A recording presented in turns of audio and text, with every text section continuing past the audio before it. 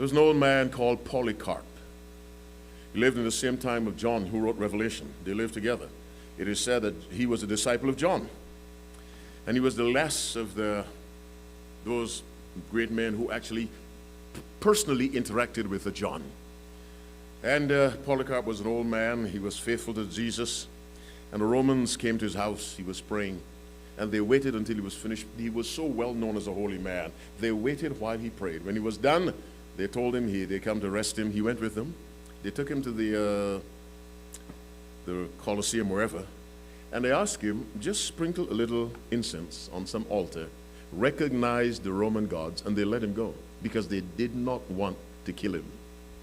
And he said, my Savior has never done me anything wrong. Why should I? All he had to do was sprinkle a little incense. All Shadrach or Hananiah, Mishael, and Azariah had to do was bend the knee for a few seconds, then stand up and tell God, I'm sorry. All Daniel had to do was close his window and pray. No one would have known.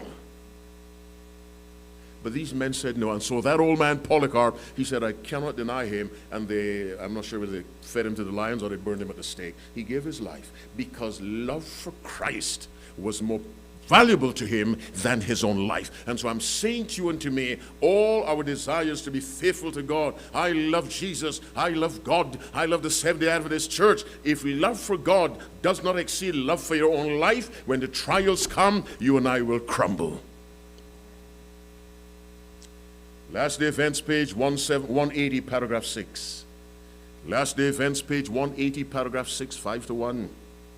Ellen White writes, when the trouble, the trial, the storm, as the storm approaches, the time of trouble, it's right there, a large class who professed faith in the third angel's message, but were not sanctified by obedience to the truth, will leave their position and join the ranks of the opposition. What is she saying? In the time of trouble, when it starts, there will be an exodus from this church of people who prior to that had looked like the high priest.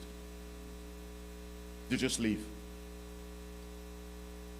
That's a prophecy in the Bible, not just writing of Ellen White. Are you willing to die for the truth? Don't answer me.